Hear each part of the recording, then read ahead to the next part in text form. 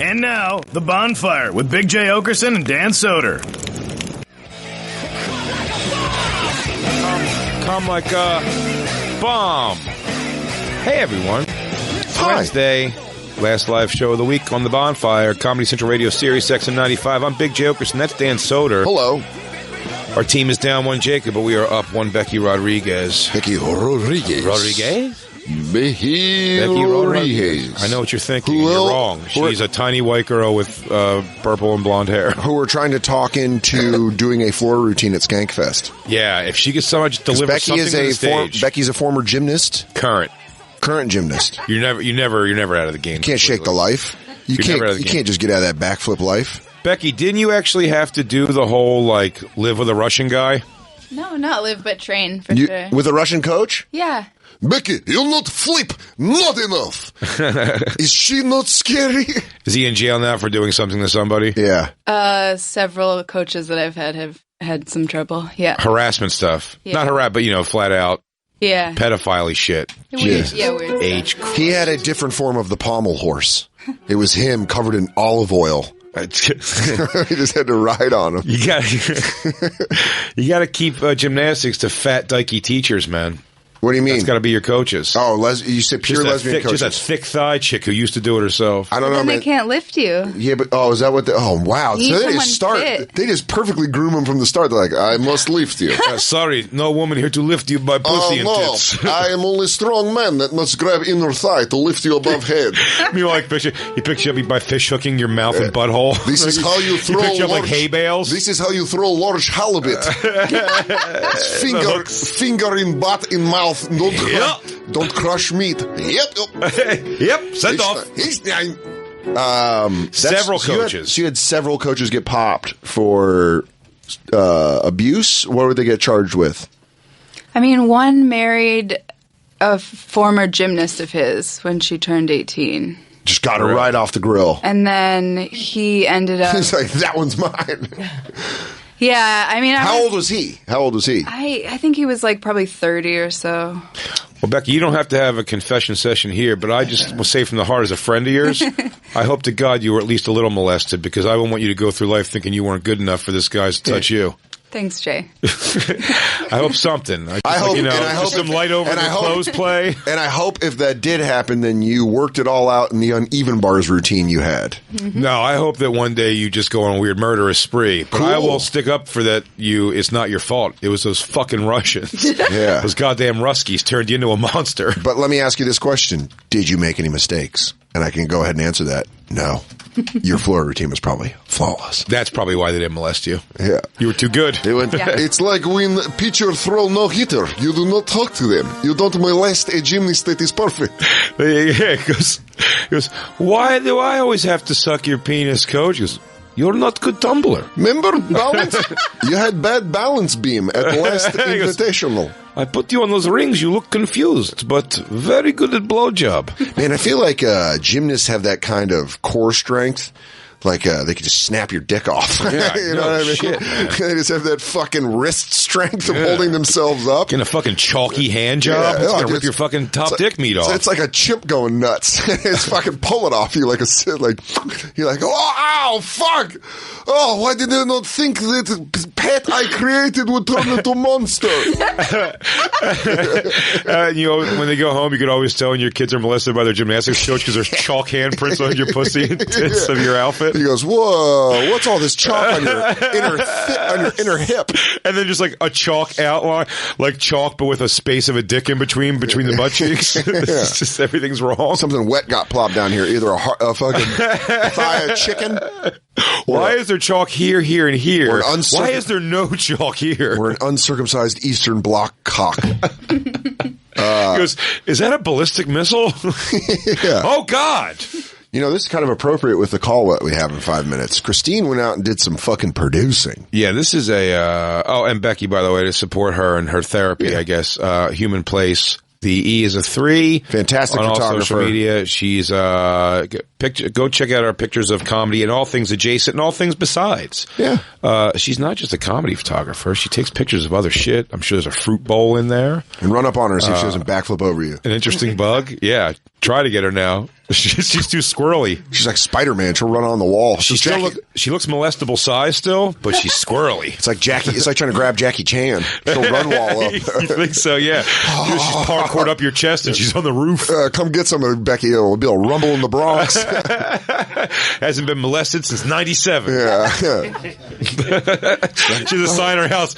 He goes, 4,263 days since last molestation. Consecutive days. Consecutive days without a molestation. Christine, you got us an interview that he's going to call in at 6:15. Yeah. I think this is going to be big news. I hate to overhype things, but I feel like this is going to make news wires here. We have a pretty big audience. We have a big audience. We have the ear of a nice portion of this country and beyond. And it stays consistent with the BonFire overall topic, which is, of course, the Feld dog himself, Corey Feldman. Which is something we came into, we should say, by I think I pointed out in an old Office, and it was the old Office. Yes, it was. Episode where we were sitting on the couch. I just brought something up about that I saw live at the Improv. It was Evening at the Improv where Corey Feldman hosted, and I go, man, this guy's got such a nutsack that he goes to host a show where they write you jokes as a host. Yeah.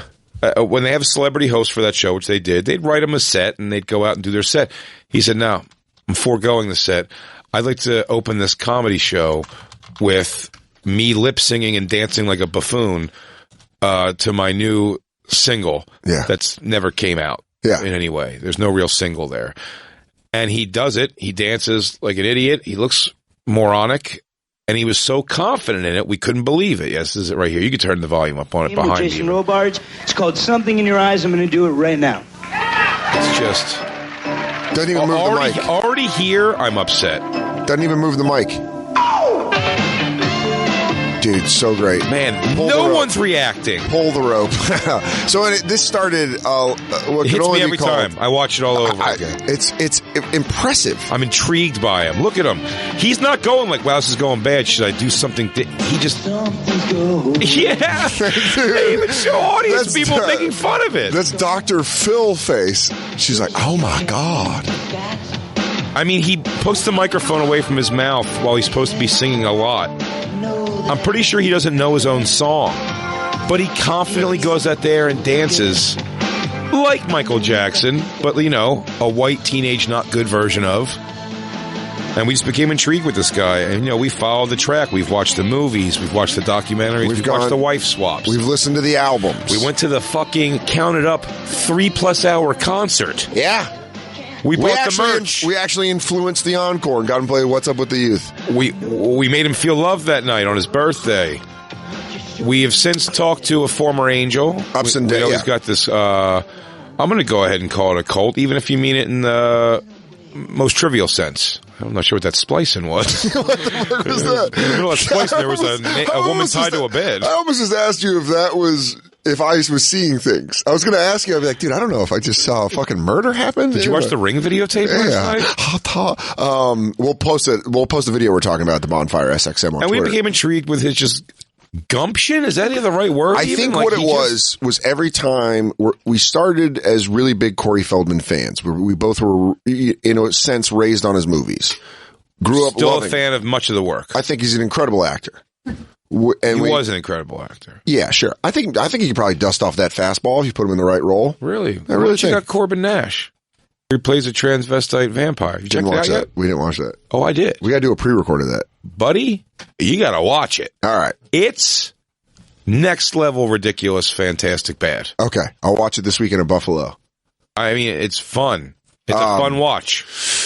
But what I think what I was trying to say was that we love him as an actor, but it was the ego that his music, when he said, you know, people, after he did this first Today Show, and he's like, people didn't understand Nirvana or Eminem, and you're like, to put yourself on that level is such a crazy amount of ego that it intrigued us. Mm-hmm. I think as guys that both have, I would say, low self-esteem. Sure. We always say it all the time. You anytime you compliment me, I lash out at you. The worst. And you shower in the dark. And there we need to, you know, that's two shining examples of men that don't have high self-images. These guys are not really excited to put their self out there. Not really. And I think that is a thing with comics, you know, we're like because verbally I can. Verbally I can give you everything about me. Exactly. But then it's just a weird thing. So I think we're intrigued by that kind of ego, that level of ego to be like, I'm an awesome musician. Yeah. I did Goddamn Comedy Jam once, twice. And I was like, that was Montreal. When I got off, I was like, was that bad? I don't know. I just So good. Yeah. But I'm saying like to have the opposite and be like, people want to hear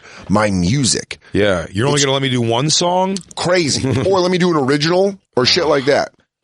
So Corey Feldman ended up becoming this like kind of crazy thing that we're trying to figure out of like how much ego is it, and are there these moments of him being redeemable?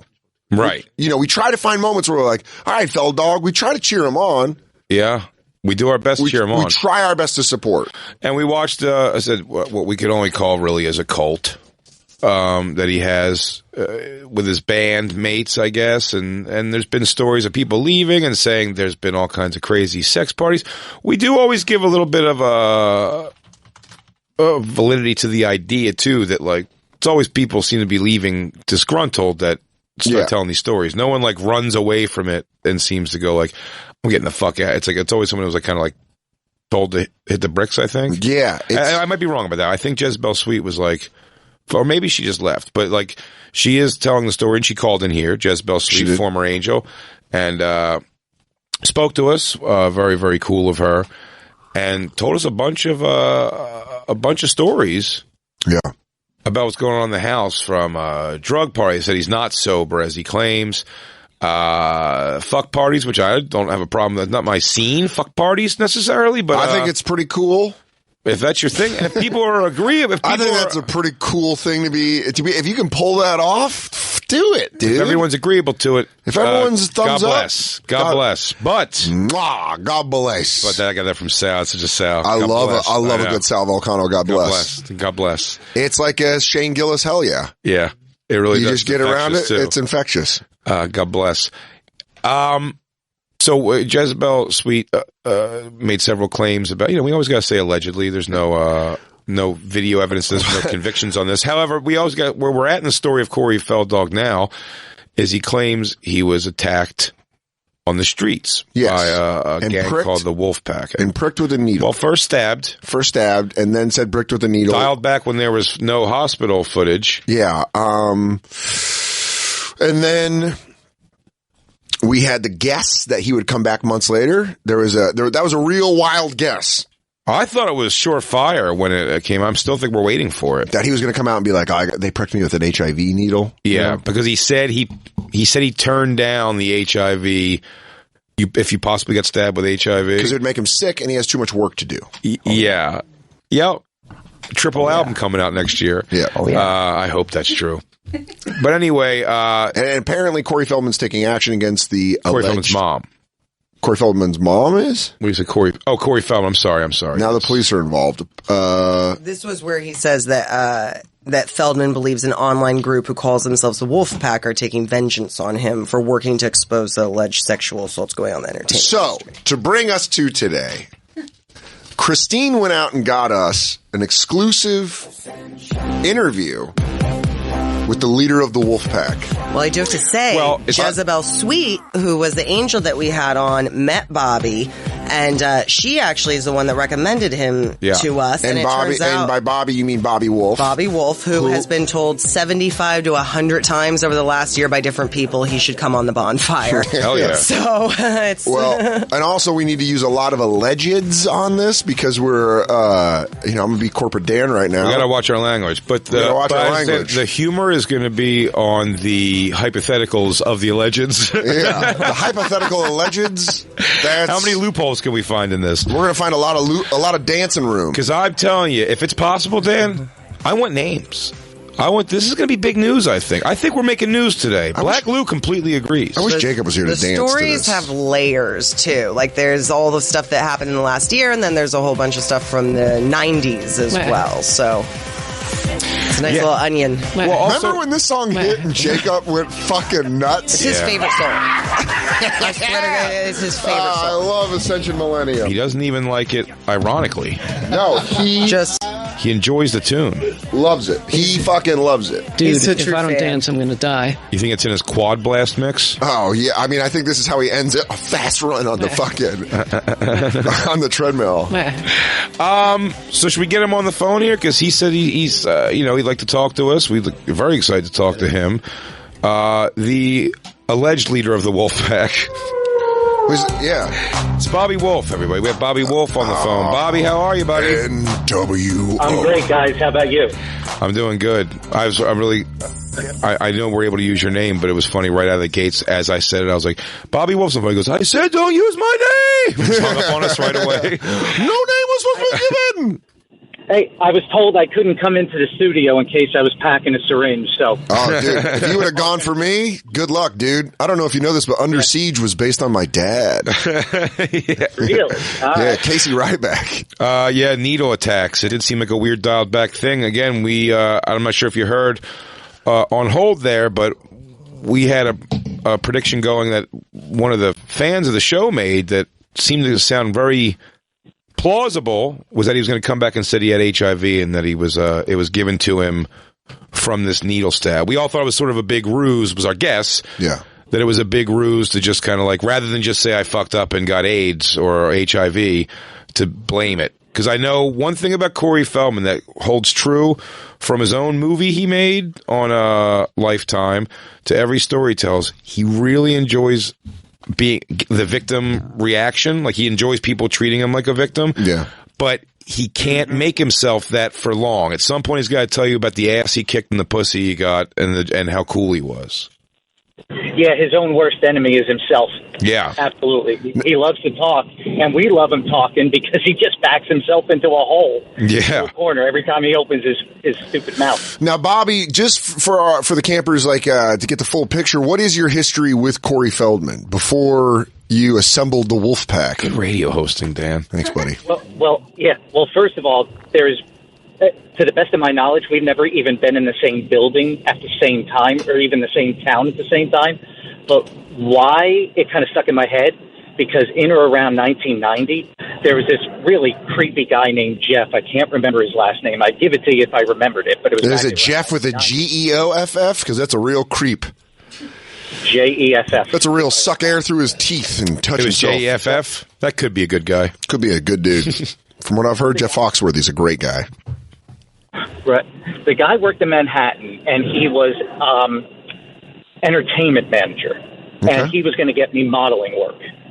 And then the modeling work kind of wasn't coming through, and then there was escorting. So you're a hot dude. You're a hot dude. If you're coming to New York and they're like, you're going to model or fuck for money. We'll get to the stalkers later.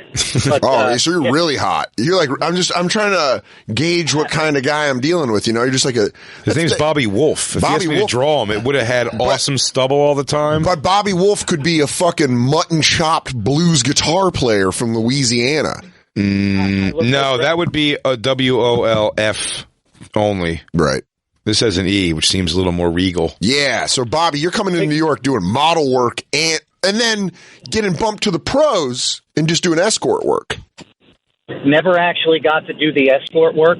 All right. The guy started out by saying, you cannot tarnish this company's name. We will sue you. We will have you arrested. Nobody touches anybody. You're not allowed to, blah, blah, blah. Okay, whatever. You're going to pay me anywhere from $500 to $700 a night to escort some famous rich person. No problem. And it's women, older women? Well, at the time, I'm like 19, so yeah, they were mostly always going to be older. Right. Yeah. But then, and I think you guys know where this is going, that didn't come through. But what about if we got you to do mail escorting? Oh, man, that's how they slip it in. They go, listen, phone lines are a little dry. Good news is, if you've got a taste for cock, we can get you a bunch of work. Well, yeah, that's what I was going to say. When they're talking about that escorting in that direction, now it's like there's not a fucking tuxedo dinner beforehand, right? This is more of like a... You're lucky to get a popper. You're like, oh, man, I got to go. This is some real... Oh, man, I'm going to be chewing some feathers tonight.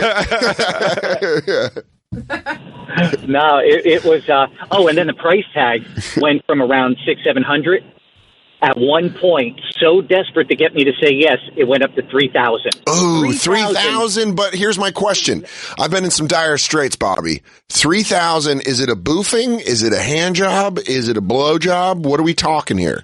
He was still holding to the, you cannot touch them. Don't worry. I don't know like where you swing, but And that's hilarious too, because he's saying, whatever you do, don't fuck them. And you're going like, this is a lot more money than they were paying before. Like, there's something else I have to do. What are you not telling me? And he goes, yes, it's a lot. Do we want you to fuck them? No. It's how he says no. No?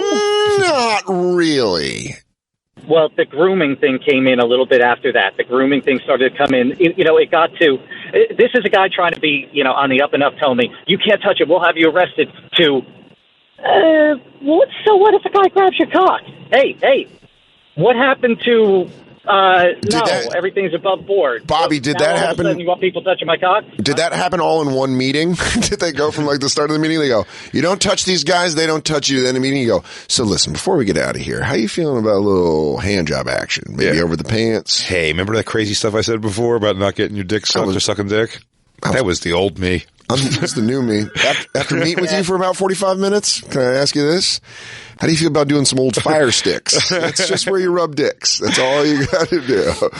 They start a fire. He wanted me to take pictures, even though now we're talking about escorting. I'm like, what the fuck do you want pictures for? I'm allowed to swear, right? Yeah. Oh, yeah. Let it rip. Tee off. Oh, okay. I was like, what the fuck do you need pictures for? Yeah. Are you starting to see, like, what's going on here? Like, pictures, like, catalog sort of thing? So finally... that kind of ended in like, no, just think about it. No. I'm at work one day, and a frantic phone call comes through. The receptionist comes down where I think I was in the warehouse at the time. She comes over and she says, Bobby, you got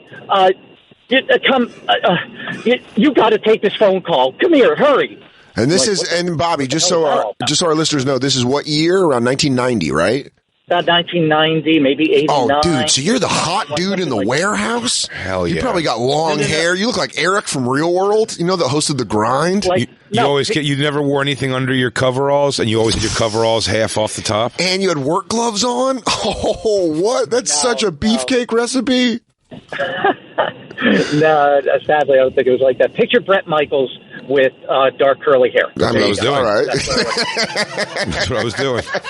That's where I was. What do you mean? You just caught up to me. Young Mark Slaughter. So you're in the warehouse, and the receptionist comes out with a frantic phone call. Who was on the phone? Frantic phone call. He identified himself as someone that worked with Jeff. His life is screwed up. Get away from these people. They'll never let you go. You'll never be able to see. This guy thought I was an actor, so he's like trying to protect my career, which I didn't have. I had no aspiration of. And he is doing everything to try to prevent me. Stay away from this fucking guy. There is no way you will escape these people. My career is ruined. I am fucked.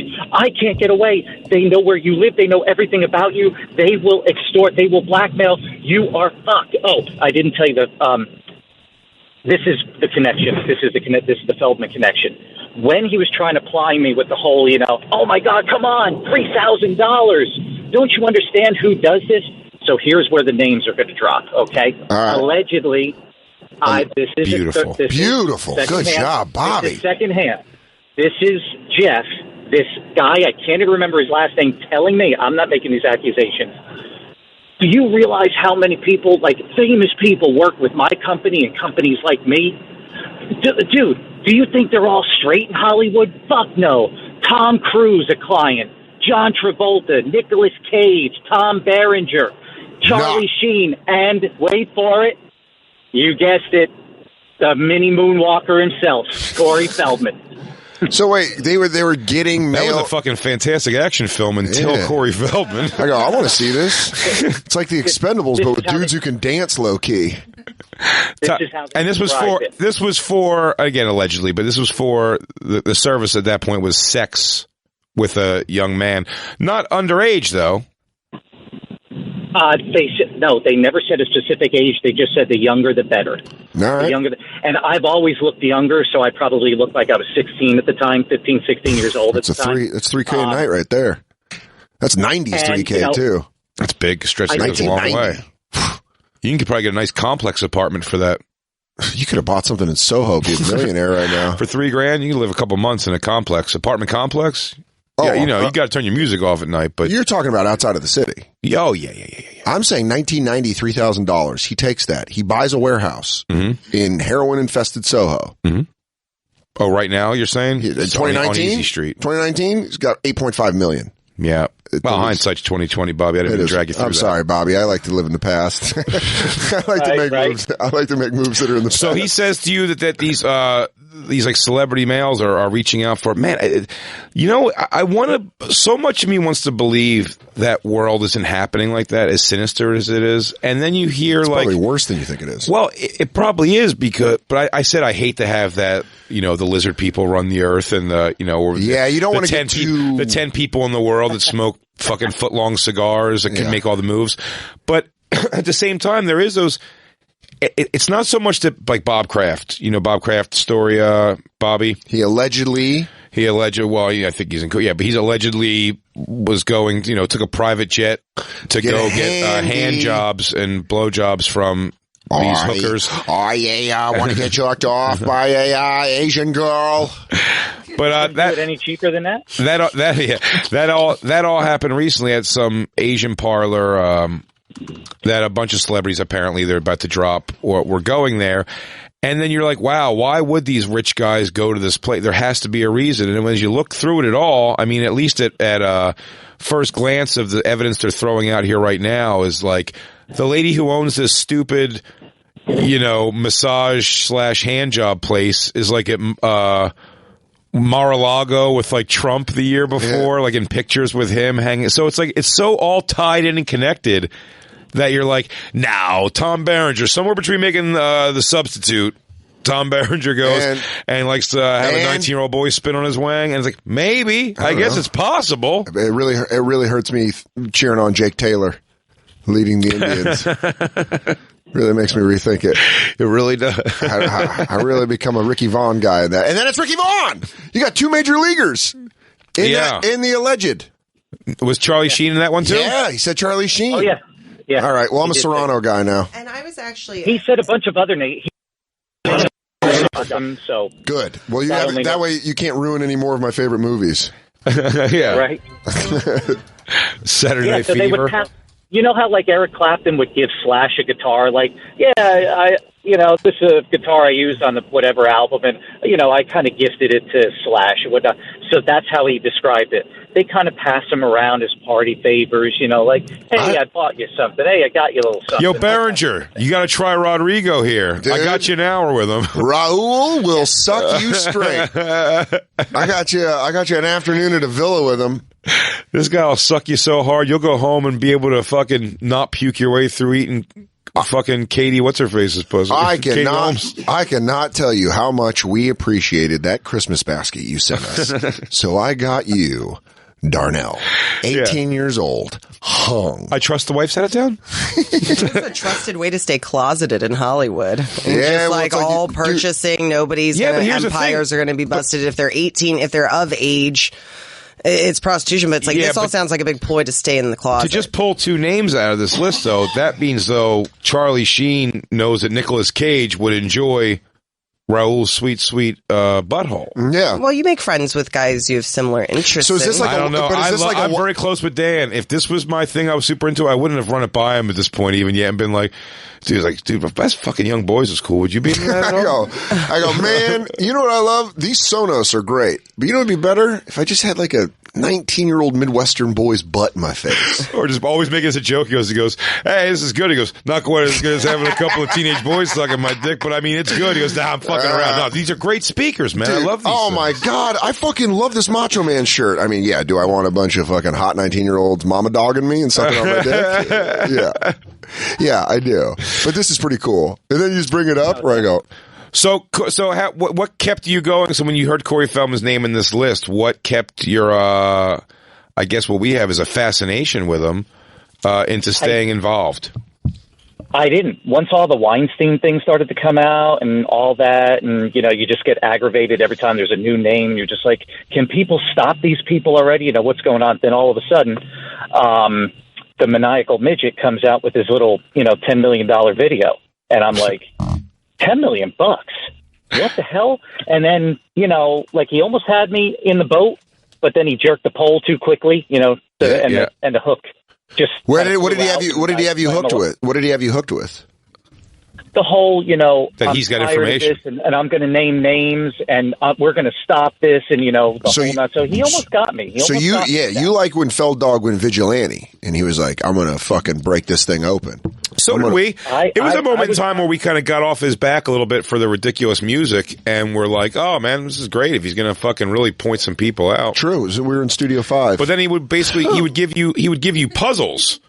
More or less, right? Am I right, Bobby? Everything's like, it's a guy who works for baseball now, and he used to wear a lot of green shirts. Ow! Like, figure that out. When green goes brown, but brown goes up.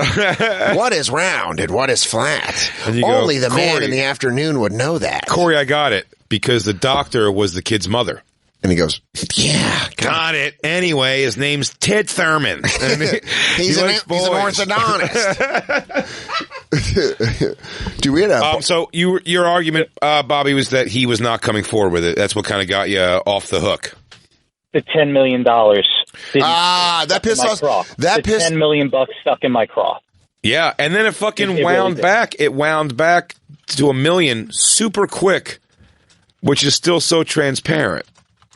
It was too late for me at that point because too many videos had popped out. You know, all of a sudden, you know, you're searching for, you know, what's going on with this thing? Is he exposing people? Like, what's going on? People giving him money? Like, you know, and then next thing you know, here's a video. You know, Corey Feldman's a douche. Corey Feldman's a fraud. And then you start looking, you start watching, you start reading, and you're thinking to yourself, shit, this might be true. This guy might be a fraud. Next thing you know, you start recalling back to your past, like, wait a minute, there was that story that weird guy Jeff told me that one time. Fucking Jeff, man. Maybe? You know, so, yeah, it was the $10 million and this weird chance meeting that I had with this entertainment manager from New York that kind of put it all together. And one night I just said to myself, I don't care if 50 people look at me on YouTube, I'm going to spit out my 2 cents on it. Who knew that I have a restraining order attempted? Wow. Wait, so it's an attempt. Does Corey Feldman have an actual restraining order on you, or is it in the process? Well, well, you know what? At the time, I think he might still. He has some weird reporter chick on the payroll working for Celebrity Insider, and she was running around Twitter and everything saying, Corey Feldman, hide your family, hide your kids, you know, they're raping everyone up in here. And, she was alerting the world that I was coming to California and I'm going to kill him. He's in danger. Courtney, hide your fruit. Everyone, get the fuck out of Dodge.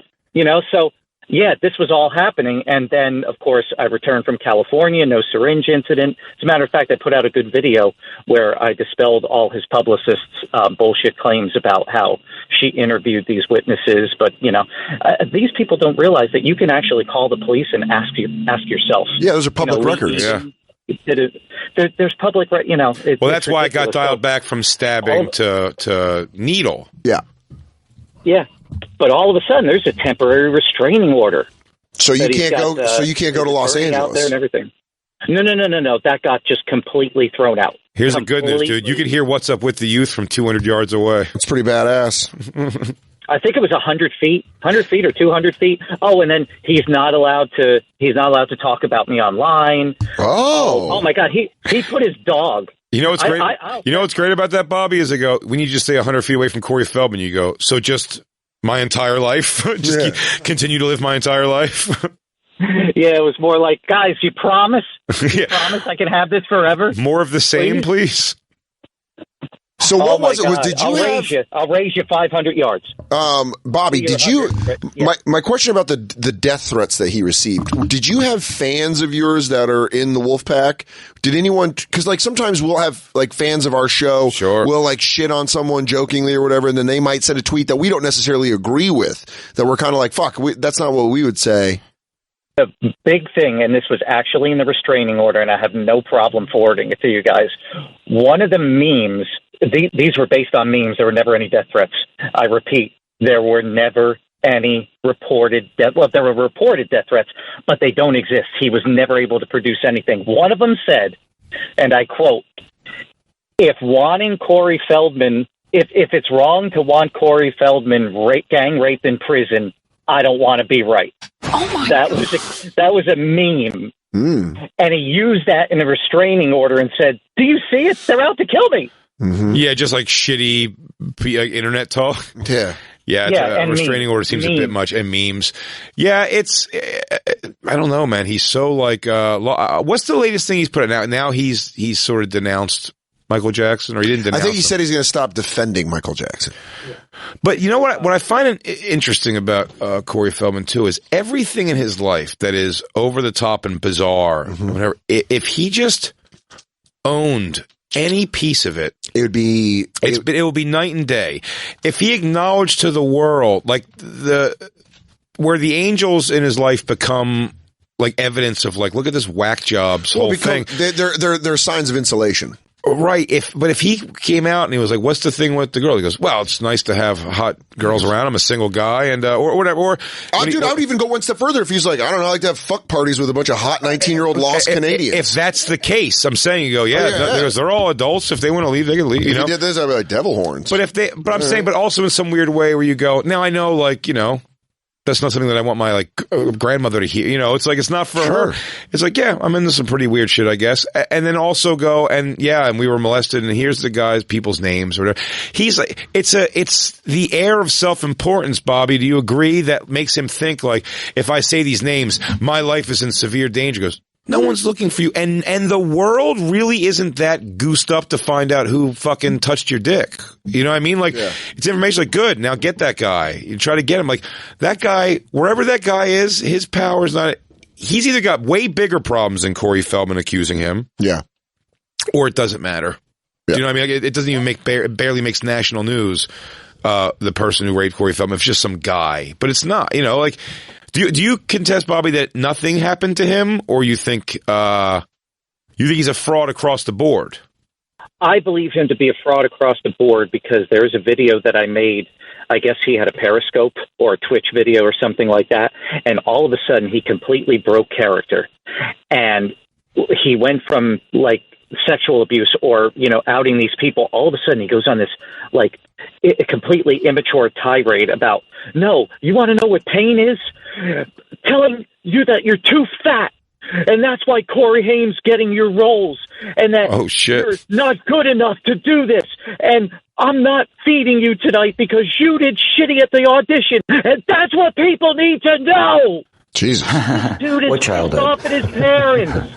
Oh, he's very pissed off at his parents. Sorry they treated you like shit. Sorry, man. But everything, even industry experts are we're going to have some interviews too about police interrogators and things like that have examined his behavior in the interviews and whatnot. And they have stated that, and these are going to come out, that all his body movements, mannerisms, speech is all consistent with deception. Everything he's done. The deceiver. Don't take my opinion. Don't take my opinion for it. These are actual industry experts that want to do interviews with us, examining and analyzing his videos. Bobby, can you just be a little more specific? You're going to start putting out videos like on your YouTube page, or is this going to be a documentary you're making? Where can our fans... I'm going to allow everybody to come to Everything Bobby Wolf. Everything BOBBYWOLFE. On YouTube, and they're all just going to be deposited right there. I'm not going to be doing any more Feldman stuff because, believe it or not, I don't like thinking about the guy. Yeah, I got you. To be honest with you, it says all here these new things. It says here Corey Haim's mother has defended you on this. Like we're good friends. She does not like Corey Feldman at all. It's not so much that she doesn't like him; it's the fact that she has been tormented by him ever. I just did an interview with Judy, and where she exposes all of the personal correspondence, the emails that went back and forth that he's holding over her head to put in his documentary that's coming out soon. Yeah. But she kind of beat him to the punch and said, you know, I'm going to talk about this right now. There's stuff you guys don't know. Everything about him working with this woman, pretending that there's a kid, Corey Haim's kid, allegedly. What? Oh, there's really? a lot of stuff. Yeah, she contacted Corey Feldman. I say it on the channel all the time. You want to find Jimmy Hoffa? You want to find Amelia Earhart? Just contact Feldman and then call up the National Enquirer. That's exactly what these people did. But they won't produce any DNA.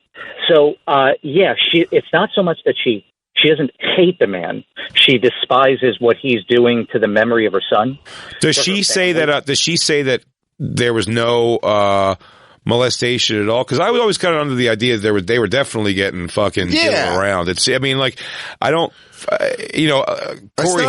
Corey Haim was a tortured kid for sure. Yeah, it's not about getting shot in the streets. It's about how many times. 50 Cent took 9. You know. I mean, I don't call that gay. Told her. He confessed that Dominic Brascia, who just died within a few months. Wait, Uncle Junior? That was the individual that attacked him. He says somebody who died is the one who attacked him? Dominic Brascia. Dominic Brascia. Who's Dominic Brascia? Is that Uncle Junior? He was the dude, I think, that was eating a Snickers bar or something like that in Friday the 13th. Okay. Like he was the outcast and whatnot. He had like chocolate all over his face. Yep. Okay. That's Dominic Brascia. Oddly enough, looks like he touches kids. He just passed away? He just passed away. He's Feldman's friend. It's Corey Feldman's friend. And he says that that's the guy that molested them. That's the guy that attacked him. Yep. Really? So he waited till he died first? I mean, like, it's such a guy. No, he didn't want it out. That's why he told his mother, it's my thing. I want to die with this. I don't want it known. So wait a second. Dominic Brascia is apparently the person who got Corey Haim. Dominic Brascia is allegedly attacked Corey. I mean, because this is what Corey Haim has said. Okay, Corey. That's what I'm saying. So Corey Haim was definitely. So you would think that Corey Feldman is just latching on to a thing like, well, I hope someone molested me. You know, maybe I'll get some hype if people think someone molested me. Because what I find interesting about that is did you watch the movie, The Tale of Two Corys? Uh-huh.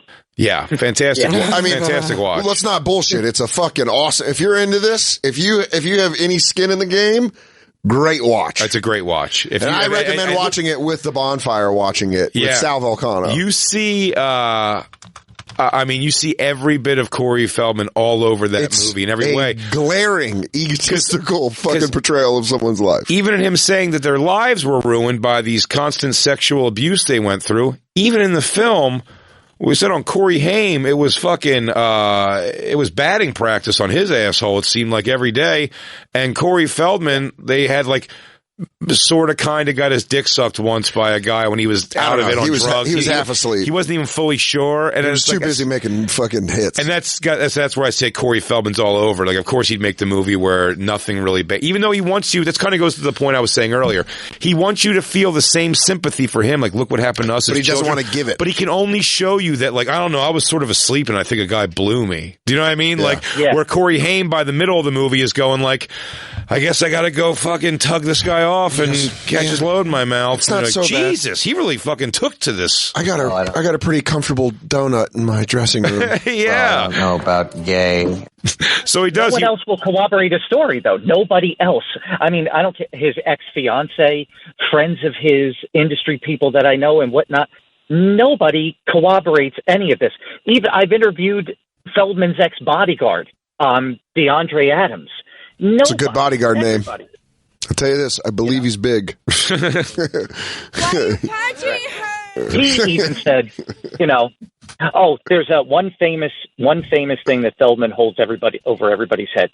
That on the set of the reality show, he went to Corey and said, "Dude, something happens to me. You got to share my fucking story, man. And you know what I'm talking about, man."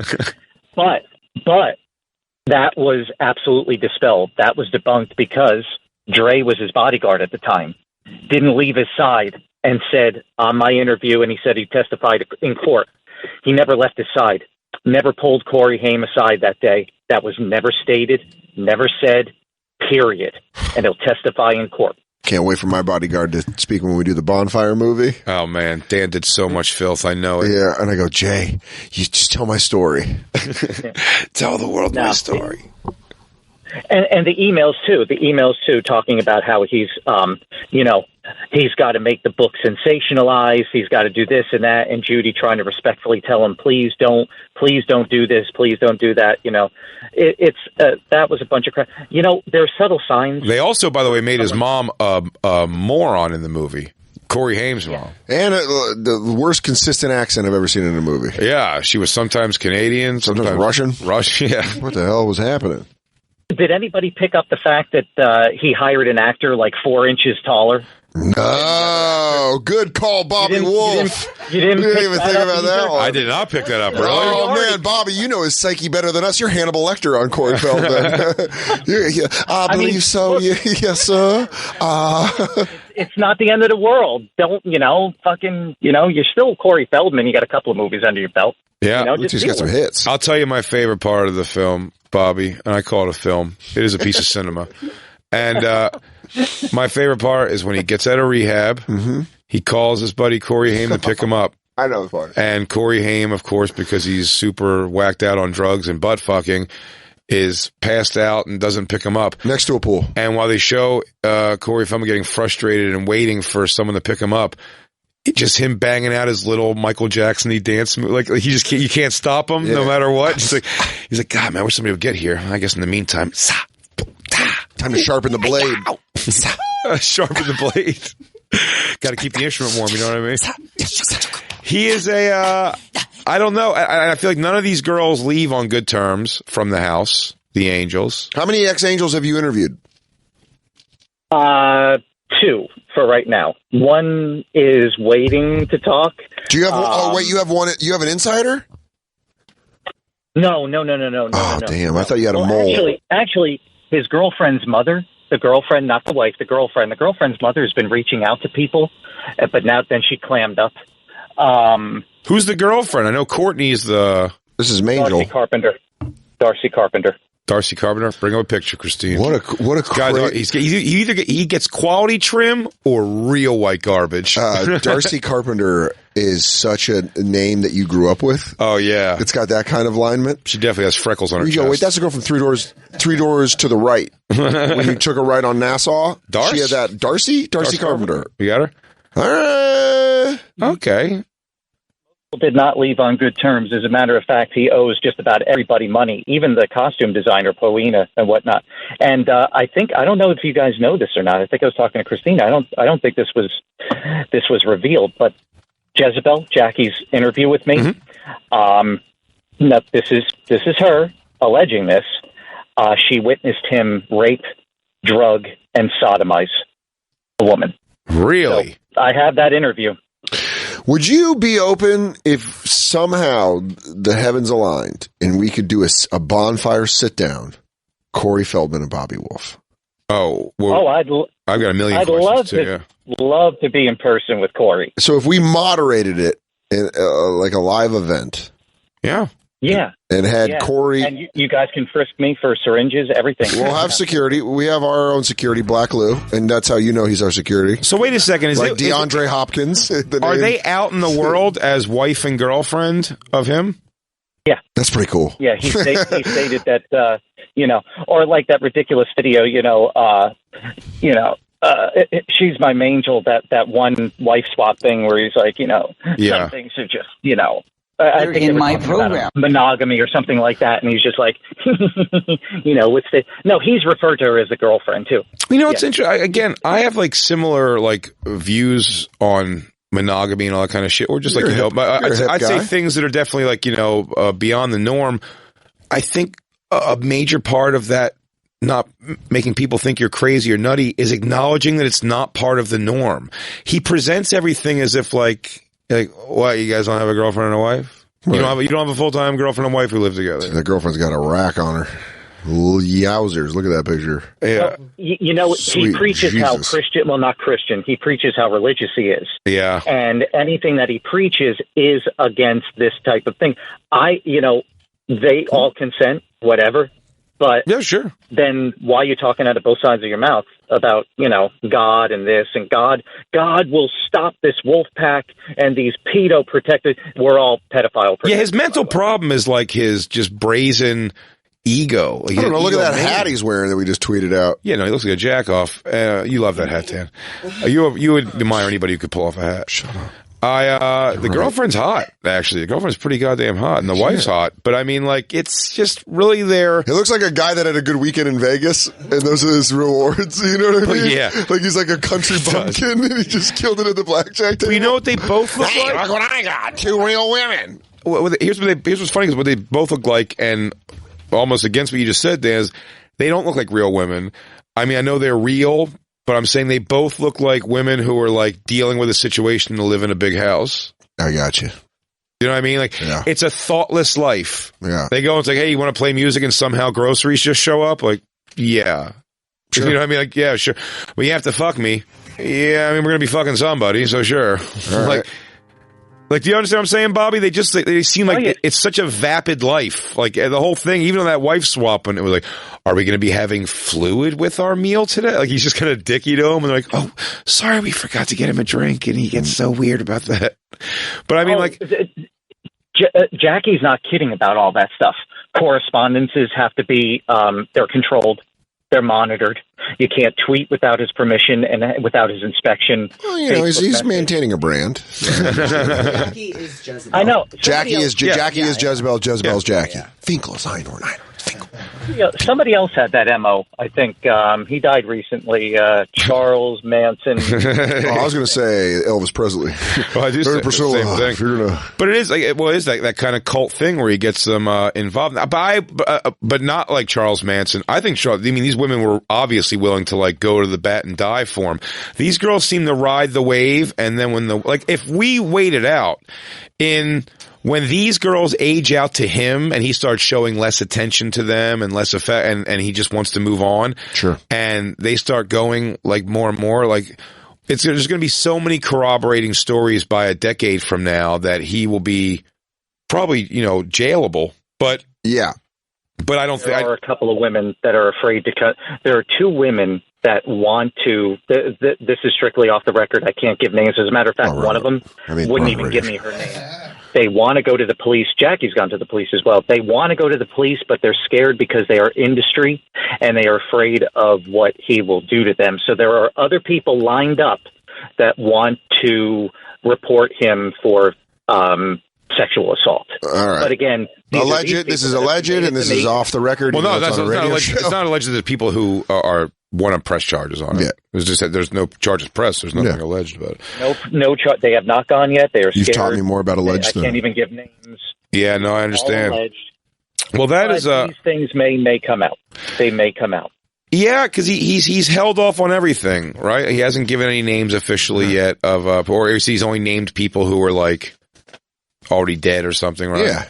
So it's just Well, Bobby, we will definitely work on trying to get a sit down with you and the Feld dog. It would be an honor to what do they call, moderate that? Oh, absolutely. Mediation. Bobby, where can people find you? At Bobby Wolf's World? Come to the YouTube channel, Everything Bobby Wolf. Everything Bobby Wolf, the leader of the Wolf Pack. And I know we'll be in touch again. Yeah. I hope we'd love to get Corey Feldman on the show. We want to talk to him about it. Yeah, I heard he's mad at you guys. Always. Well, he blocked us. Can't imagine why.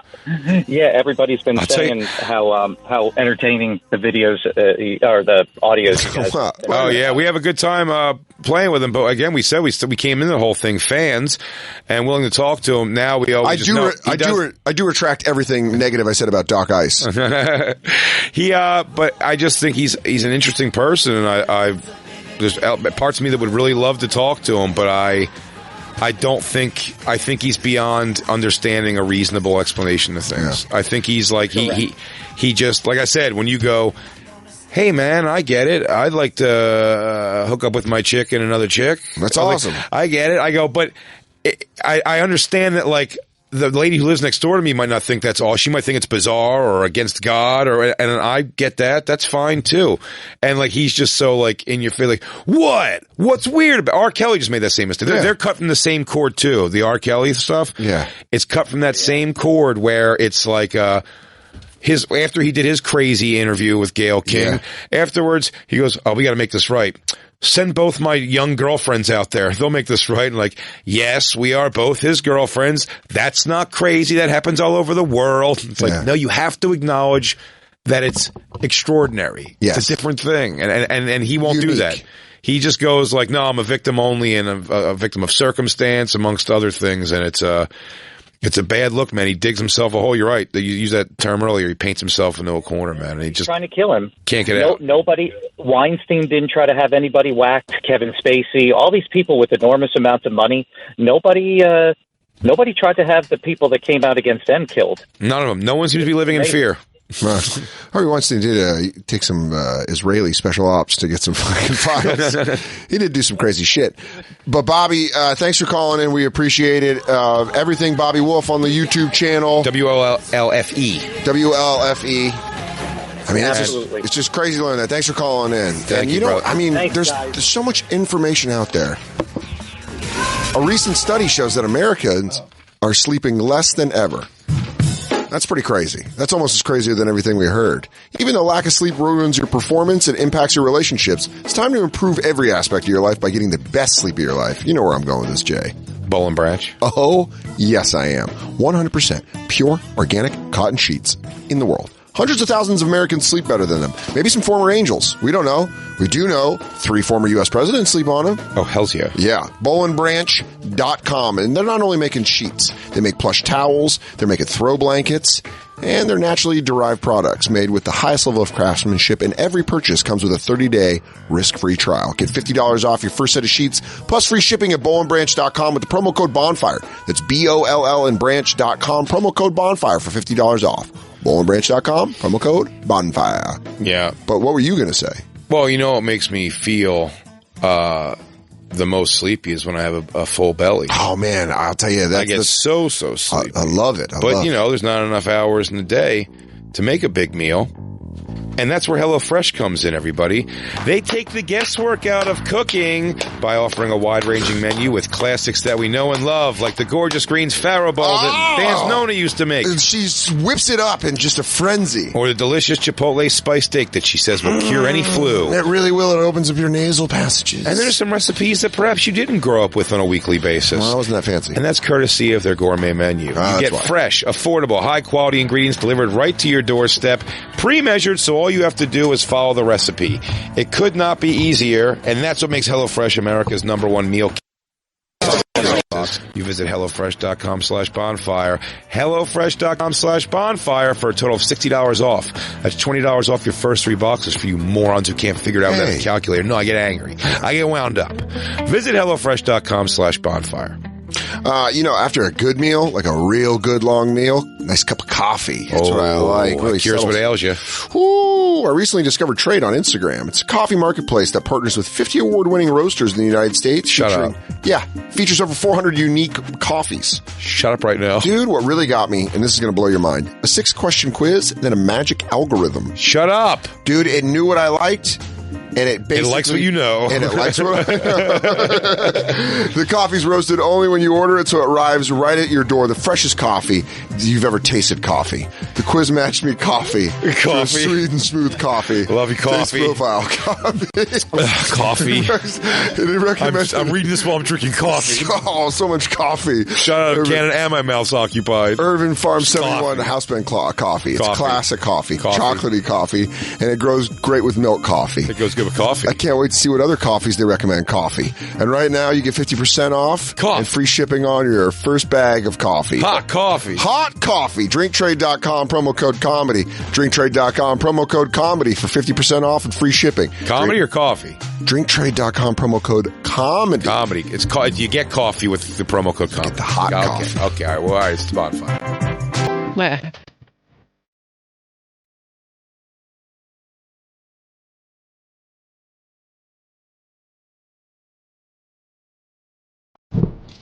You know, a recent study shows Americans are sleeping less than ever. Even though lack of sleep ruins your performance and impacts your relationships.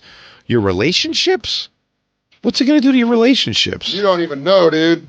If you don't sleep, you get turned up? I get crazy.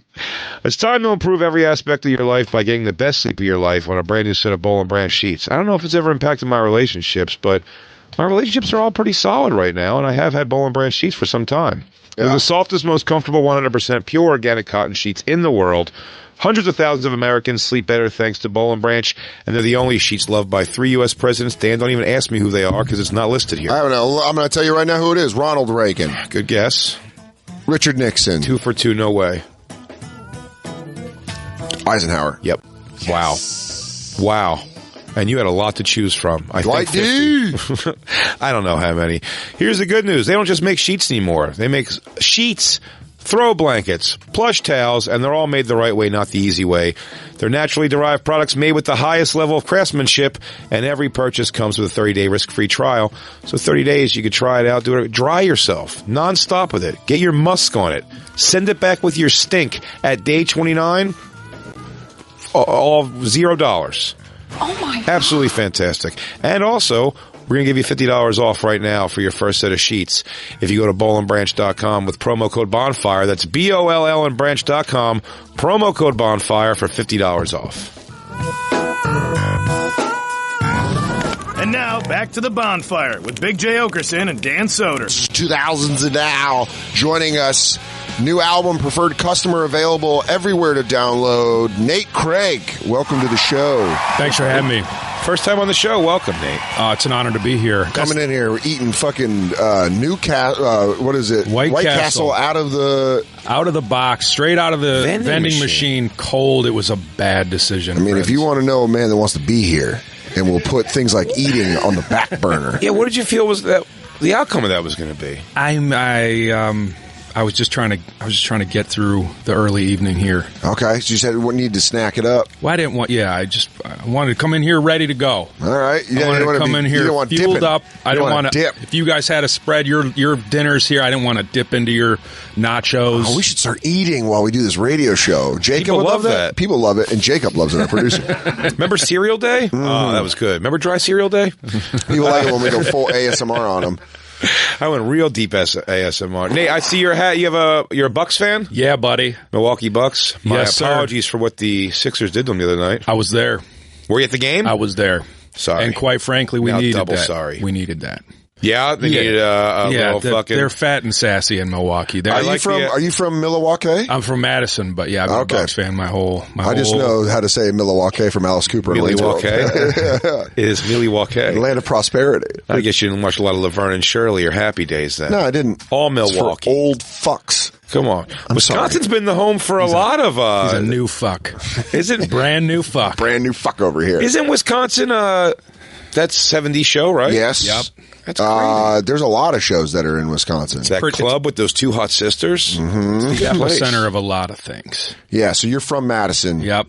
Living in L.A. now. Mm-hmm. Yeah, in New York for the week. How you doing shows out here? I'm going to go to the M&M store. Go see Blue Man Group. Oh yeah, you're gonna get it all in. I'm gonna do the whole. You're gonna thing. ride the subway. I'm gonna get chicken and pizza. Yeah. You're gonna be a real Wisconsin person. Yeah. Oh my God! What is that? They got a Coca-Cola the size of a building. Pretty crazy. Yeah. You know, we got a Greek black fella playing for the Bucks. Do you feel just an organic sense to defend the Avery family being from Wisconsin? Hey man, you know. That family's dealt with a lot. Were you aware of that before? I was a paper boy.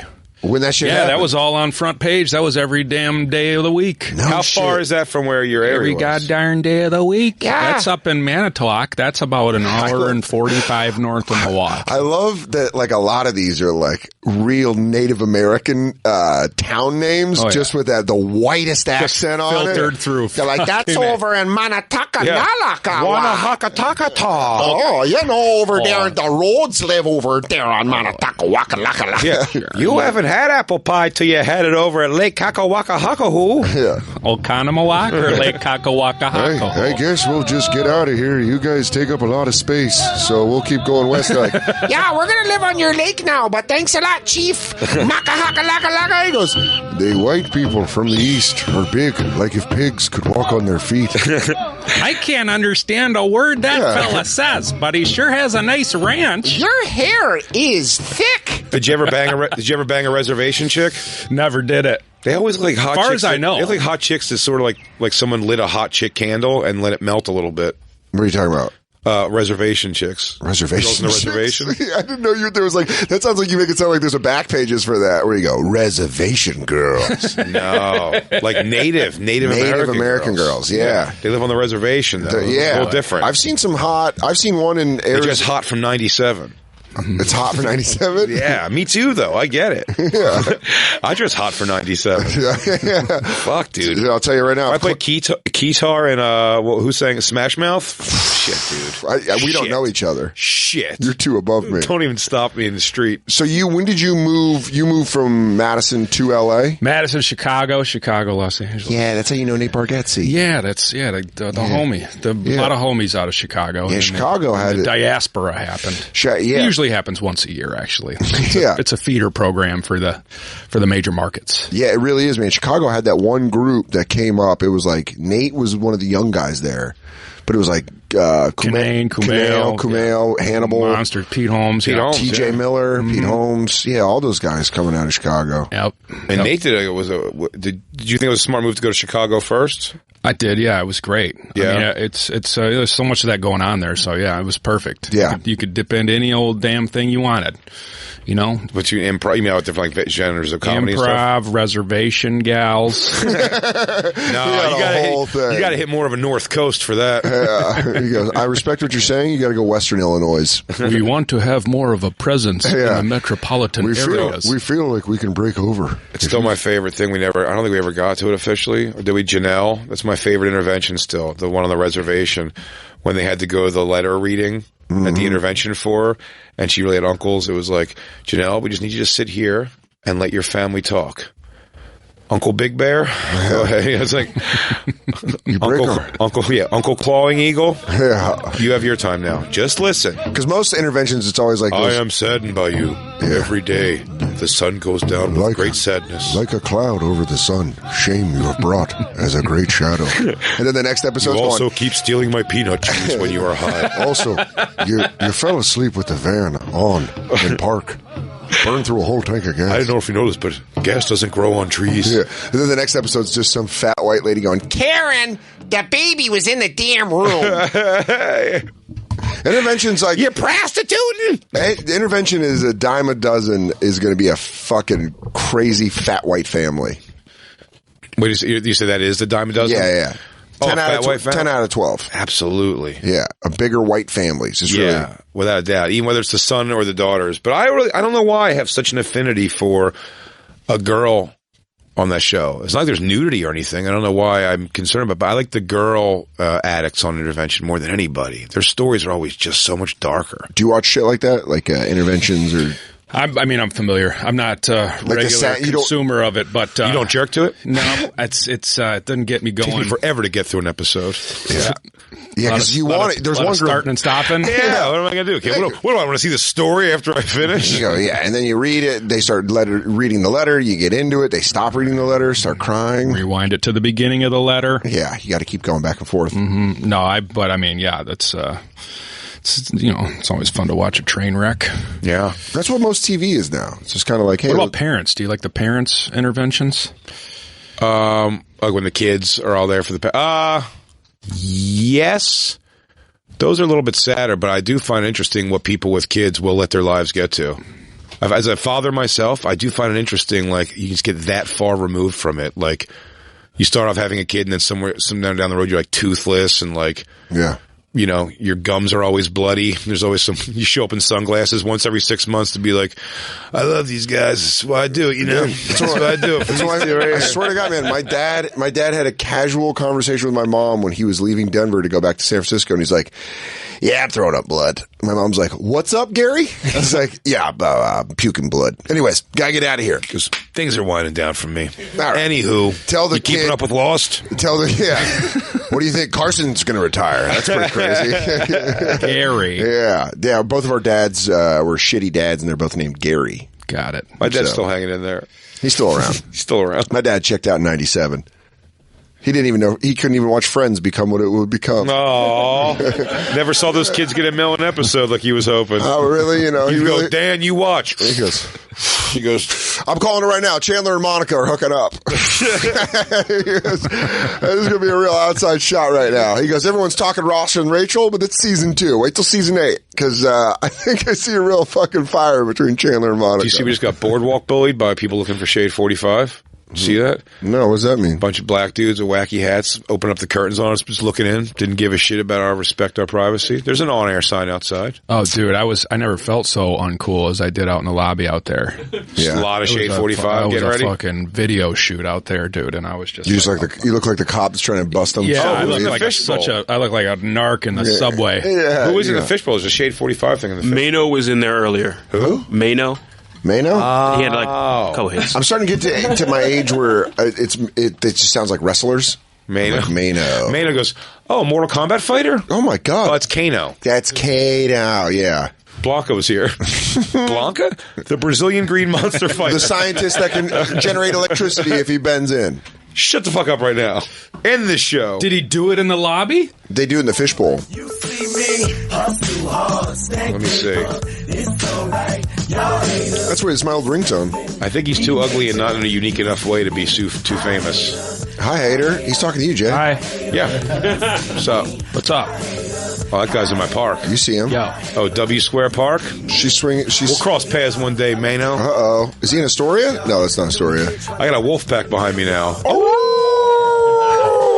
We just interviewed Bobby Wolf, but I wanted to say as a Nuggets fan, I was telling Jay off air, my favorite, and I've said this before on the show, my favorite, I used to go to McNichols Arena and watch the Nuggets when they really sucked.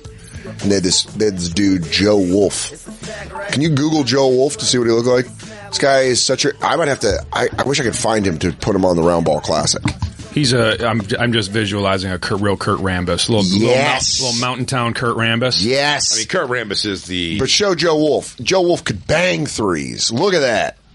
There he is. Oh, sure. Joe Wolf. Yeah. Oh, man. So when Joe Wolf played for the Nuggets, every time he hit a three, when he'd bang a three, they go, oh! Joe Wolf. What year of basketball? He looks like the NBA landed on his house. Yeah. What year of basketball was the official? You look at the 50s and 60s, 70s ball, a lot of white. 70s started to get pretty black. 80s started to get... that's a jersey to get, dude. 80s got pretty black. The 90s were predominantly black. And the 2000s now, as far as talking about players that really, really count, you're talking about 90% black. That said... because in my life, I'd say my lifetime, it was always like that. Like black guys kind of dominated the sport. But I just watched the thing yesterday when I was watching the Hornets-Sixers game last night. Yeah. They show Rex Chapman winning the dunk contest. And I'm like, bring that up. Rex Chapman winning the dunk competition? Yeah. There was a time where Rex Chapman could win. I remember Brent Barry, and that was just because he was the first white guy to do the Jordan from the line. I get giving it to him. That was a handed one to him, though. You know what I mean? Yeah. Just like when they gave Nate Robinson over Iguodala when Nate Robinson took 13 dunks to finally get it. It was ridiculous. But, that was, Rex Chapman dunking is what, I mean. Look at him. Watch out. Rex Chapman. It looks like you could be, look at that. Look at those teeth.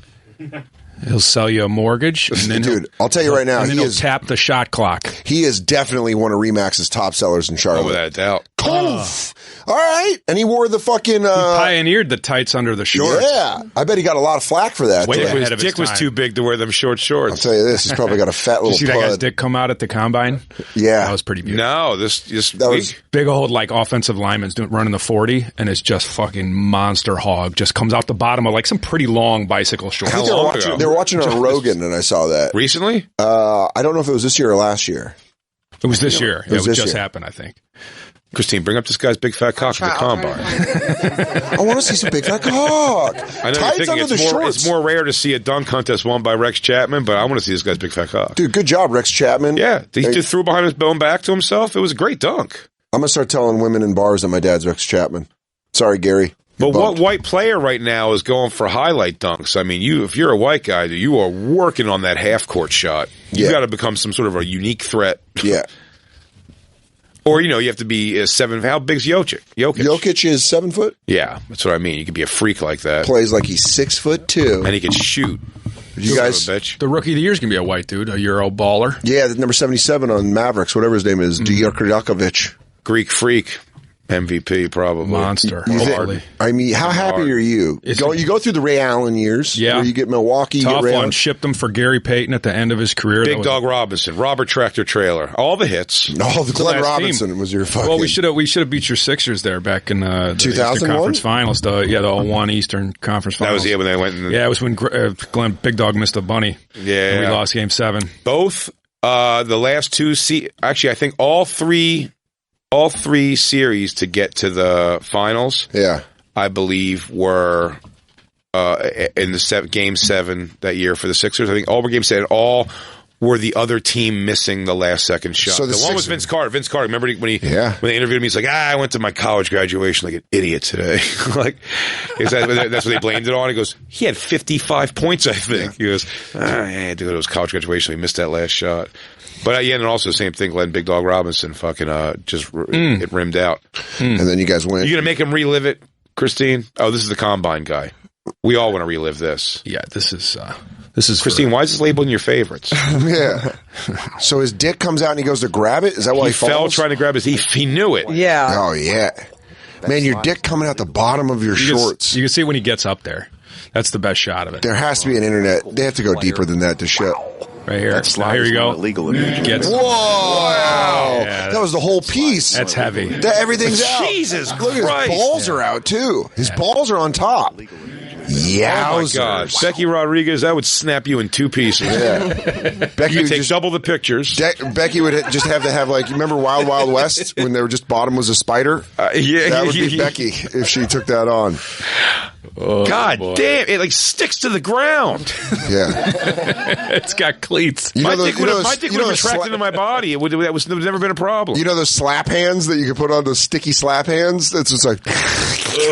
He's right there. Whoop. My fucking dork's out. Look at he fixes it still. Yeah, you like that, little white man. He goes like that. My Look dick at that. came out. Yeah, you never dealt with a problem like that, motherfucker. It's great. He says that to the white guy. He goes, my dick came out. The white guy goes, all right, just keep walking. Fuck you. He goes, sorry, I fell, but my dick came out. You ain't gonna understand. He goes, hey, camera dude. Yeah. My dick came out. He goes, oh, word? Oh, shit. I seen that before last year. He goes, all right, you guys just need to keep moving. Yo, why come Rex Chapman won the dunk contest that one time? Right, that's what I be saying. Also, the guy that he talks to looks like Puppy Baby Monkey right when he falls down. What's up, Puppy Baby Monkey? You like that big old, you like that dick touching the ground? You want to go sniff the ground where it was?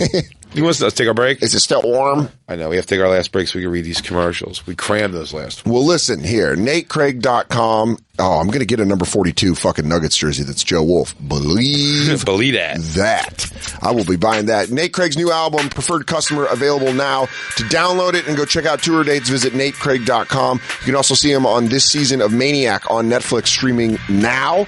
And if you live in the Los Angeles... Did you watch Maniac? I haven't watched it. I liked it. Yeah? The Jonah Hill. Mm-hmm. And, yeah, it's great. Yeah. If you're in the Los Angeles area, you can get tickets to the Jason Sands benefit extravaganza. Jason Sands, a buddy of mine that was... Go to that. Yeah, in an accident, and he had a spinal injury. So a bunch of awesome comics getting together. April 1st at the Regent Theater. Jeff Ross, Jermaine Fowler, Sashir. I know Sashir very well, and I keep fucking up her name. Sashir Zamata. Well, if you've ever just say her name. I do. It's one of those things where it's like when I say burglar. Oh, shit, what up, bitch? No. Hey, you! Oh, bitch, what? Sashir, Rory Scovel. Yes, bitch. Adam Conover, a bunch of comics. Nate and I will probably be hanging out there. I'll be in LA, so I think I'm going to go buy that. What's the date on that again? April 1st, Regent Theater in Los Angeles. I will be there. Moon Tower Comedy Festival. Working. Our April Fool's joke when I was working. Yes. We were waiting for you to say, he goes, I'm going to be there. He goes, there's no benefit. No one cares about Jason. Jason's fine. No, but for real. Go get tickets. We'll tweet it out for the Jason Sands benefit extravaganza. And Moon Tower Comedy Festival this year, BonFire, Antones, 7 p.m., Friday, April 26th. You can see Big J at Huntsville Stand Up Live, Huntsville, Alabama. Next weekend. That's March 28th through the 30th. Then he's going to be at Hilarities in Cleveland, April 18th through the 20th. BigJComedy.com for tickets. We'll be right back. It's BonFire. Damn right. Oh, shit. Turn off that commercial music. No. Just do this. No. Dan Soder. I just blanked. No. He's going to be at... Turn off that music. Turn off the music. Where am I? Dan Soder's going to be at Helium in Buffalo, March 21st to the 24th. That's this weekend. Yeah. Make sure you get tickets to that. After that, he's going to be headlining the Bell House in Brooklyn, New York, everyone. Tri-State area, come out. Thursday, April 18th. Get tickets for that and all Dan's great shows at dansoder.com. And Billions premiere available now on Showtime On Demand. And every Sunday at 9 p.m. Everyone, we'll be right back. It's the BonFire. Man, you know what most people don't realize about working in radio? What's that? It's hungry. Wow. It's hungry work. Good Real transition. hungry. Thanks, dude. I mean it. Cooking can be it can be a chore, but that's why HelloFresh comes in and saves the day. Takes the classic guesswork out of cooking by offering a wide-ranging menu. Stuff that you know, you love, like my gorgeous green Sparrow bowl when I come over and I make that for you and Christine. Yeah. My Nana taught me how to make it, and I make it for you. Well, I told you I had a stiff neck that one day, and you're like, have I got the cure for you? And I remember you getting Carla's mom's recipe for Chipotle spice steak. Oh, very caliente. Muy caliente. And I'll have it with a big old glass of milk. Grande caliente. It's also recipes you might not be familiar with, courtesy of their gourmet menu. Get fresh and affordable, highly quality ingredients delivered right to your doorstep, pre-measured, so all you have to do is follow the recipe. Nutty recipes like burgers and fries. I never even heard of it. Never. What's macaroni that? and cheese? What am I, Rockefeller? Is that alien food? That's what makes HelloFresh America's #1 meal kit for a total $60 off. That's $20 off your first 3 boxes. Jay will yell at you, but I'll just break down the math for you. HelloFresh.com/bonfire. HelloFresh.com/bonfire to get a total of $60 off. You feel ridiculous even having to explain it to them. But it's $20 off the first 3 boxes. Of course it is. So it's $60. Yeah. You're going to get 3 boxes, and there's $20 off in each one. Okay. Oh. Visit HelloFresh.com/bonfire. I gotta talk Jay down. He's running hot.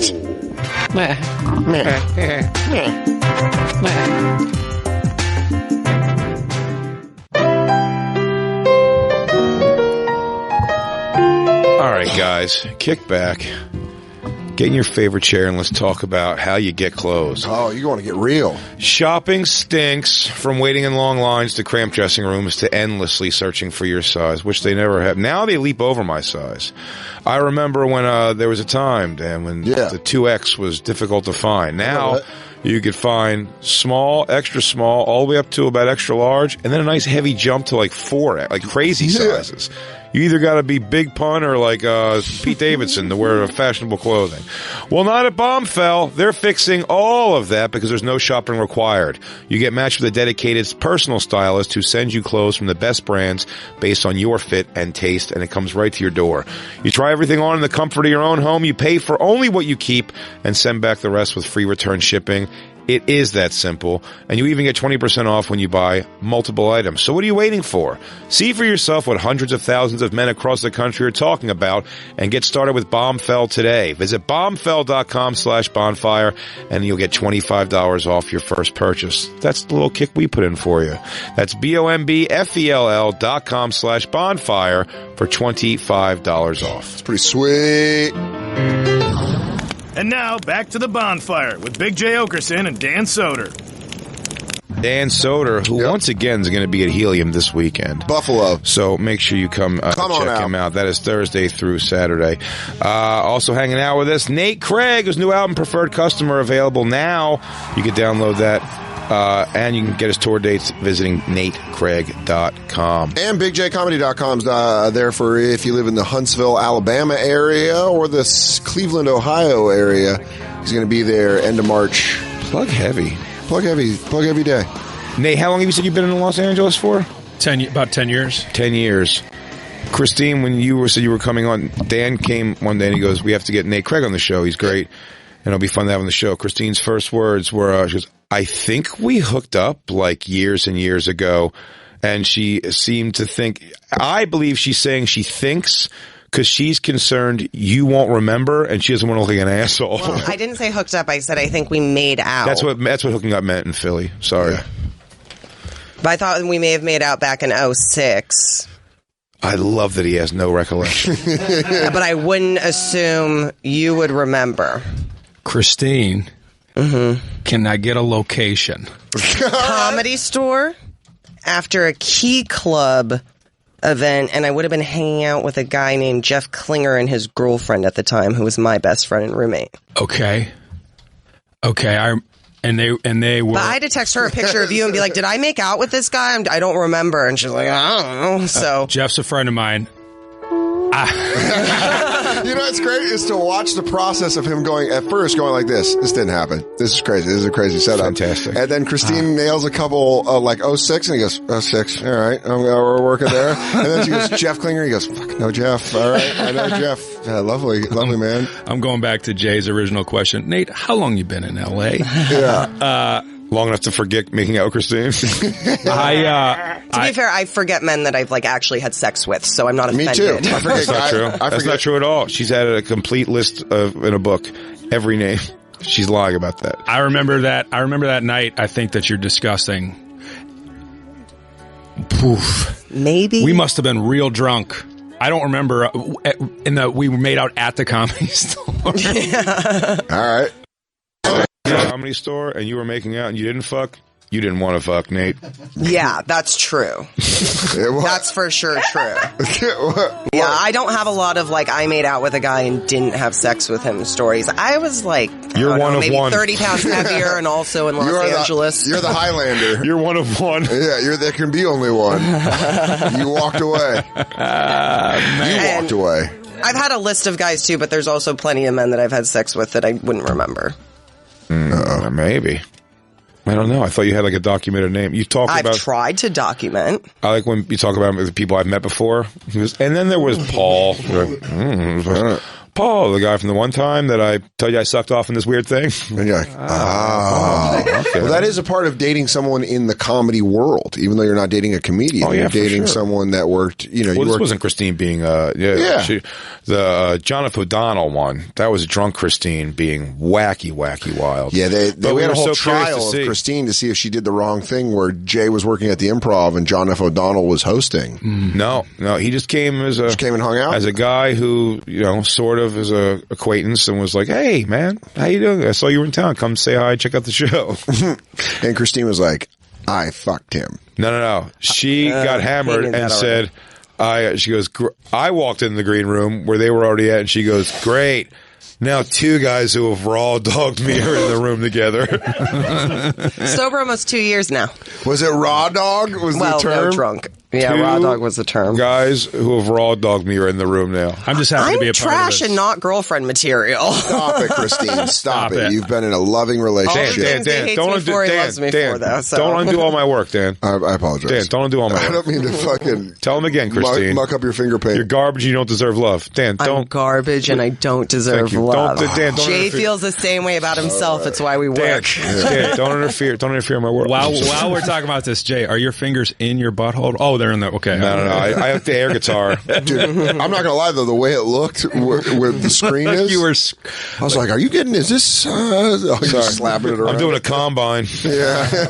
Some combine this year. But I had to alert it because I just can't imagine, like, there's something to me about whether I think I did or I didn't, but like having a guy in the same room as my boyfriend with him not being aware that like maybe I made out, like, I feel like he needs to know. Yeah, I wouldn't want a guy to walk into the room that I hooked up with or made out with, and then you don't know, and then we know something that you don't know whether he remembers or not. It's like I have to tell him. It would have been funny if you dropped the bombshell in here, and he was, and Nate was like, I don't know. That'd have been the funniest thing. He goes, "Oh my god, it just dawned on me. I think we may have made out." He goes, "Not ringing a bell." No. It would be one of the sweeter experiences from my 20s. Oh wow, I made out with a guy at a club and then went home. Yeah. What a whore. That's pretty nice. It's a real CW. CW storyline. That's a real that's very Gilmore Girls of you, Christine. Yeah, that's a real play me out with some soft 90s. Way worse experiences with Jeff himself. Yeah. It's the opposite of a Me Too. Yeah. This is a pleasant... It's a us also. Yeah. Hey, sometimes we forget people we hook up with. Oh. We're just coming together. Yeah. Christine made a fool of herself in that circle of friends, more than I'm sure, with all the boozing and stuff at that time.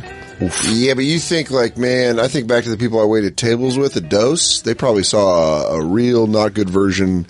When I moved here on St. Patrick's Day, I had sex with this bartender, and then I was like, this is cool. This the day you moved here. No, not the day I moved here. I moved to New York the year I moved here, and I was working at the restaurant maybe like 2 months.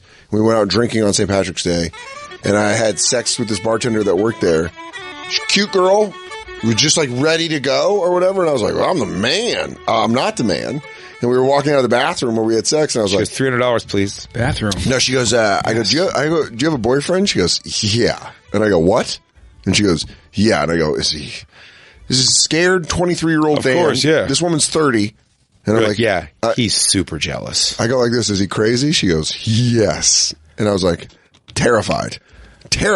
She goes, yeah, and I took a picture of your license. But then and I know where you live. Yeah. You just railed out an older woman in a bathroom at your job. No, it was the bar around the corner from the restaurant. Okay. You also made her older, but now I like that better. I like this is an old bar lady. Well, we can't let him scared little Dan. Dan did his fucking goddamn right it. But I'm saying, is he crazy? He goes, ever since he got out of jail, he's been extra angry. He's itchy. He did a 30-year bid.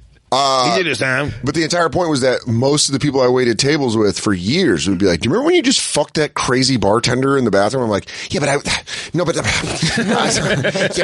just moved here and I was very lonely. I was sleeping on a futon and I wasn't getting a lot of attention. That's what people did here. Yeah, I don't know. It was the late aughts. I went in Rome. It's the late aughts. People were different. Flip phones were in. Just get out of the iPhone just came out. When in Rome, fuck Betsy in the bathroom. Oh, man. Then she banged a buddy of mine who was a bartender. And I was like, no. I found out about it late. I was like, no. Eskimo bros. Oh, dude, I didn't think about that. Me and Los are Eskimo bros. You should maybe consider that around the holidays more. I have him over for every Royal Rumble, and I've never brought it up. Really? Egg on my face. Does he not know? No, he knows. But you just didn't call each other Eskimo bros yet. No. You should kiss pee holes again, see if you remember it. It unlocks a dimension. Suction. Can't get away from each other. We're stuck together. We're stuck together like two feral dogs. Well, Nate, either you're a fantastic kisser and Christine's a terrible kisser, or I could be a scatterbrain. Look, dude, I do dumb shit sometimes. This actually, did I tell you about that? You work Rumors. You worked at Winnipeg, right? Yeah. So like one of the waitresses there made banana bread, and she like left it for like all the comics, and she left, and she wrote a note and it was a piece of paper, a flyer for your week at the club. Yeah. It says, hey, I made you some banana bread. Enjoy it, and left it. It was in the condo for like a full 30 seconds. I thought that Dan Soder makes banana bread for the guy coming in the next week and leaves it at the counter. I was like, this motherfucking That's what I do, dude. Prince. Yeah. That's a good guy. I was like, this dude is taking over the whole game. Like, I go, Nate, make yourself at home. I fluffed the pillows. I bought a duvet. Soder leaves banana bread? There's flaxseed in the banana bread? Also, have at the juicer. It's right under the counter. I bought a NutriBullet. I like to do it in condos. We're all in it together. Casa see the show. Her note was right next to your face, dude. That's I was so like, funny. And he puts his picture on there. Danny Sodes. Remember who I am. This is Trisha's banana bread. Never forget. Remember me. Look at his face. I'm the one who did this to you. On the last Saturday show, I go, do you guys have any pamphlets left over? I need to leave a note for the guy next week. DM me for the recipe, pal. Yeah. Hey, bud, if you want some banana bread, have some laughs and some banana bread on me. How you doing? Enjoy Dan your week. Soder. Enjoy your week. That Sunday crowd's real good people. They're good fun. You're going to get a lot done. Is Rumors a condo? Yeah. Condo, then this year I went and it was a hotel. Yeah. So if you... It's because you put on the banana bread I impressed. show. I wined and dined Craig over here and they bumped me up. He goes, oh no, I bring a banana bread every year. They're putting me up nice. They're taking care of me good. He goes, two BBs. I'm up in a nice hotel. I'm trying to think if I'm done with condos across the board. There's only the one left anyway, I think. What? Is Edmonton. Yeah. There's the only one left, and I think that might be... What's the scummiest condo? Denver's a different thing, Denver's like a nice apartment for Comedy Works. It's just different. That's like maintained. It's like part of their thing is that condo. I also stay at Trisha's, so I can't really partake. Worst condo I ever stayed in was River Center's condo in San Antonio. It was like in this office, and the lock was stuck, and it looked like it was they put me in a hotel there. Yeah. They changed that? When I did it in 2012. Oh, okay. Yeah, I did it like last year, and it was like there was a hotel. I did it in 2012 or 2013, and it was. Seems weird when they put you in a condo and they have a 700-seat room. Yeah, you always like that when the accommodations are bad and the room's impossible to fill. Yeah. You're like, oh, cool. I have to sleep in a place where the towels are crunchy. You keep your condo, but sleeping in a place too small and performing in a place too big. Yeah, that's really how it was. $400 on a maintenance guy, please. Yeah, get this. Dude, I just remember being up there and being like, staying one night in the condo, and the way that the bed sunk, I cashed in all my Hilton points, and I was like, I gotta go to Hilton. Buddy, I'd have a fucking tube TV still in some of these places. Yeah. Tube television. Dallas Hyenas. You could buy a flat screen at Rite Aid. Dallas Hyenas, I brought my PlayStation, and I was like, this is going to be a great weekend. I'm going to get so much done video game. You didn't bring RF cables. For real. For real. They didn't have an You needed the fucking the red, white, and yellow. Says hotel on the contract. Show up. They put me in the condo, and I look like a guy that left his family 6 months ago and just started over.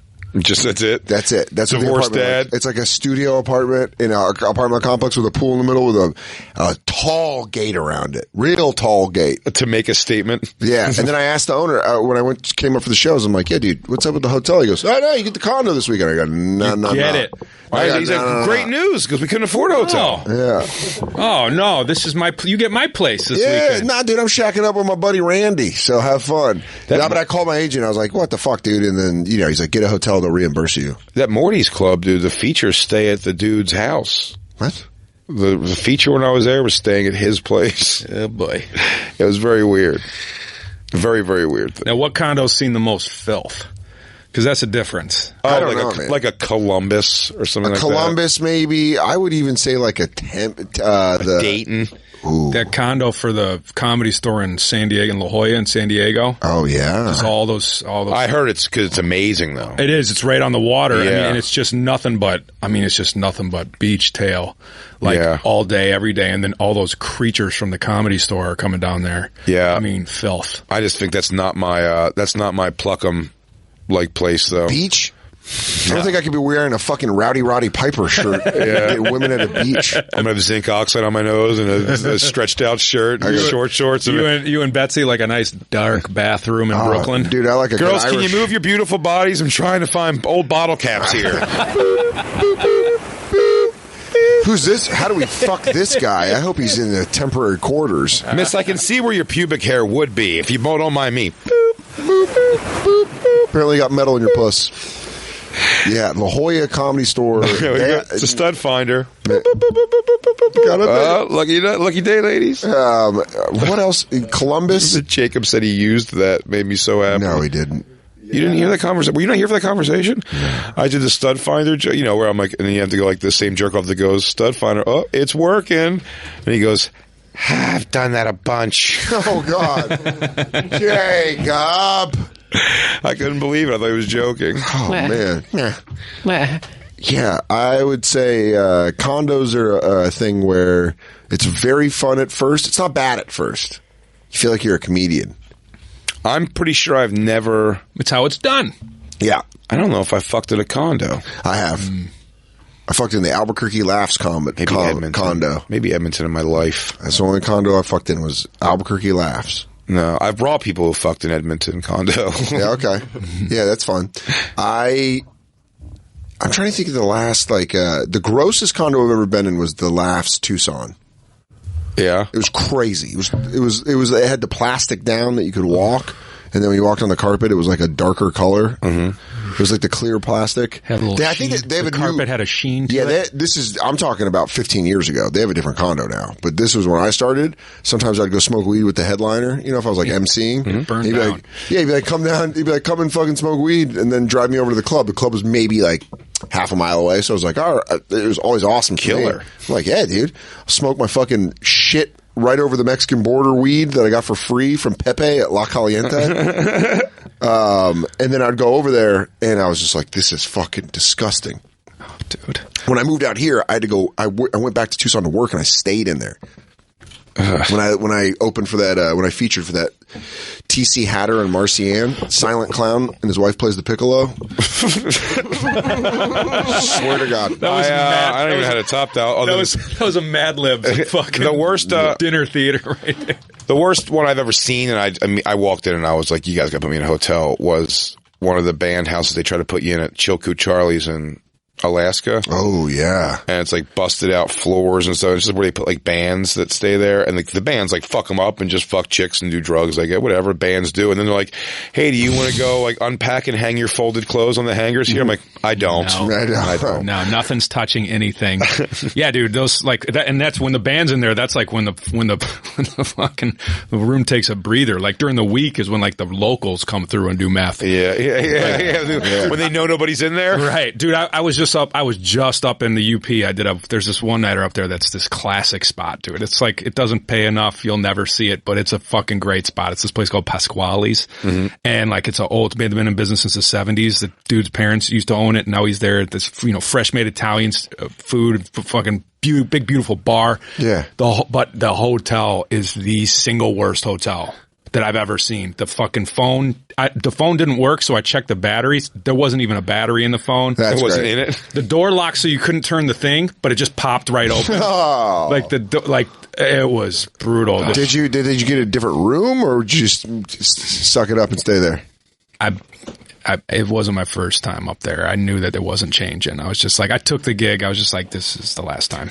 Well, those days are over because Nate's new album, Preferred Customer, is available right now to download wherever you download. And for tour dates, you visit natecraig.com.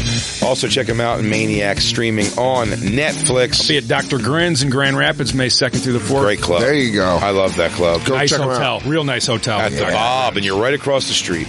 Right Beautiful. across the street. Dan Soder's going to be at Helium Buffalo this weekend. This is our last live show, so enjoy the last Lost tapes tomorrow. Yeah. We wrapped it up here on land. But you'll hear some stuff from the boat tomorrow. But go check out Dan tomorrow through Saturday in Buffalo. After that, you're going to check him at the Bell House in Brooklyn, New York, Thursday, April 18th. Get tickets for all Dan shows at dansoder.com. Also, Moon Tower, we're coming back. We're doing a live bonfire at Antone's at 7 p.m. Friday, April 26th. I believe Dan's going to you're going to do What You Fucking Deal With Me, I think, right? Fuck yeah. Well, I got to find out when I'm at Cap C still. I got to find that out. Yeah. Our Best of the Bonfire that airs here on Friday, available now wherever you stream or download podcasts from, and our videos available, of course. And if you live everywhere, and if you live in Huntsville, Alabama, go check out Big J Okerson. He's going to be at Stand Up Live March 28th through the 30th. Then going to Cleveland at Hilarities April 18th through the 20th. Go get tickets at bigjcomedy.com. We'll see you guys on Monday for Danny's first week. No Billions. No Billions. I'm out. We're wrapped. Hang it out. Make sure you check out Season 2. Premiere available now. Season 4. Season 4. Episode 2 coming out Sunday. That's what I meant. Episode 2 on Sunday. Episode 1, killer. We should have Compliment and Levine on. Absolutely. Yeah, we should have him on the show. I've got a lot of ideas to get this drug dealer back on the show. I like it. I don't know why we'd have a pitch meeting here. Yeah. All right, everybody. We love you guys. Enjoy Lost Tapes tomorrow on behalf of the whole crew. I guess minus Jacob. Jacob's back Monday, though. I know. Finally. I miss him so much. We'll catch you guys next week. Peace. I get a lot of puss.